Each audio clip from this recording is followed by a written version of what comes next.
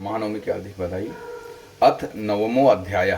राजा ने कहा, हे भगवान, आपने रक्त बीज के वध से संबंध रखने वाला देवी का चरित्र मुझसे कहा।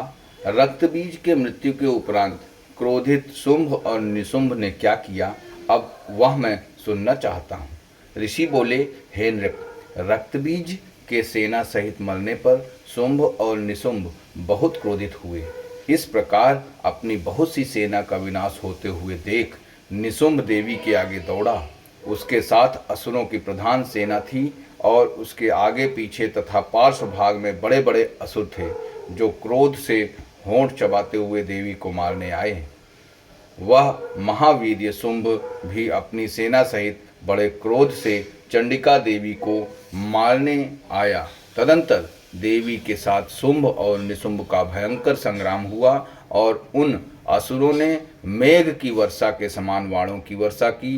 उनके द्वारा छोड़े गए बाणों को चंडिका ने अपने बाणों से काट दिया और अपने शस्त्रों की वर्षा कर उन असुरों को घायल कर दिया। निशुंभ ने तीक्ष्ण खड़ग तथा चमकती ढाल से देवी के सिंह के मस्तक पर प्रहार किया। देवी ने अपने वाहन को पिटता देख छुरप नामक तीक्ष्ण बाणों से निशुंभ की तलवार तथा अष्टचंद्र की ढाल को काट दिया। ढाल तलवार के कटते ही निशुंभ ने शक्ति चलाई तो देवी ने अपने चक्र से काटकर इसके 2 टुकड़े कर दिए। तदंतर निशुंभ ने क्रोधित होकर देवी को मारने के लिए शूल को फेंका, परंतु देवी ने मुक्के से उसे चूर्ण कर दिया। फिर उसने गदा घुमाकर चंडिका पर फेंका, परंतु देवी ने उस गदा को त्रिशूल से भस्म कर दिया। तत्पश्चात निशुंभ को फरसा लेकर आते हुए देख देवी ने बाणों से मारा तो वह पृथ्वी पर गिर पड़ा। उस महान बलशाली निशुंभ को पृथ्वी पर गिरा देखकर शुंभ अत्यंत क्रोधित होकर अंबिका को मारने दौड़ा। वह उत्तम अस्त्र शस्त्र सुसज्जित बड़ी बड़ी 8 भुजाओं से समस्त आकाश को ढके हुए रथ पर बैठा हुआ था।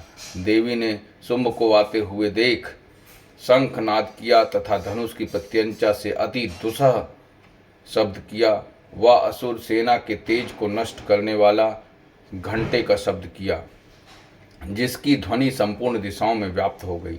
तदंतर हाथियों के महामद को चूर करने वाले सिंह ने भी अपने गर्जन से आकाश, पृथ्वी और समस्त दिशाओं को गुंजा दिया। इसके बाद काली ने आकाश में उछलकर दोनों हाथों से पृथ्वी पर आघात किया, जिससे ऐसा भयानक शब्द हुआ कि पहले के समस्त शब्द शांत हो गए। फिर शिवदूती ने असुरों के लिए अमंगलजनक अट्टहास किया, जिसके सुनते ही संपूर्ण असुर थर्रा उठे तथा शुंभ को बड़ा क्रोध हुआ। उस समय अंबिका ने कहा, रे दुरात्मा, खड़ा रहे। तभी आकाश में स्थित देवगण जय जयकार करने लगे।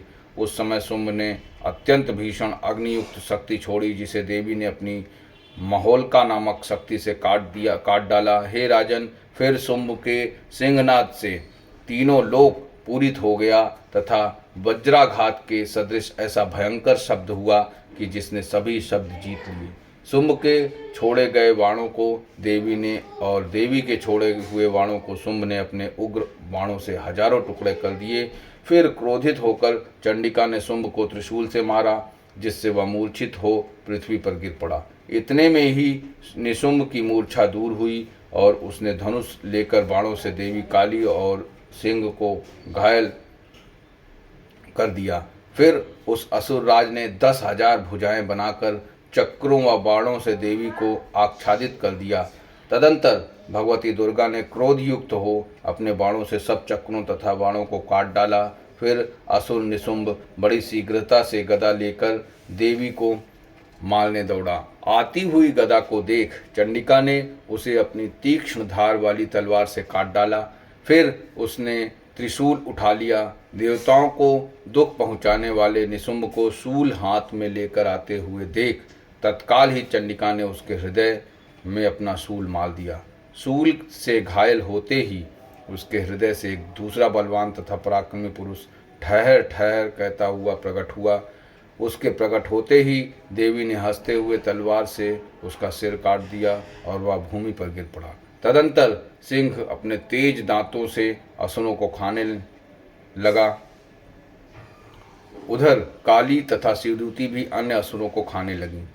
कितने ही महाअसुरों को कौमारी ने नष्ट कर दिया तथा ब्रह्माणी ने मंत्र पूत जल से बहुत से असुरों को निस्तेज कर दिया। कितने ही असुरों को माहेश्वरी ने त्रिशूल से धराशायी कर दिया तथा बाराही ने अपने तुंड प्रहार से कितने असुरों को चूर चूर कर दिया।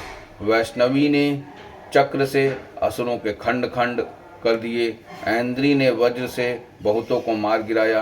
कुछ असुर तो मारे गए, कुछ संग्राम के भय से ही मर गए तथा कुछ काली, सिंह तथा शिवदूती के ग्रास बन गए। इति श्री मार्कंड पुराण में के देवी महात्म्य में निशुंभ शुंभ वध नामक 9वां अध्याय समाप्त। जय देवी दुर्गा।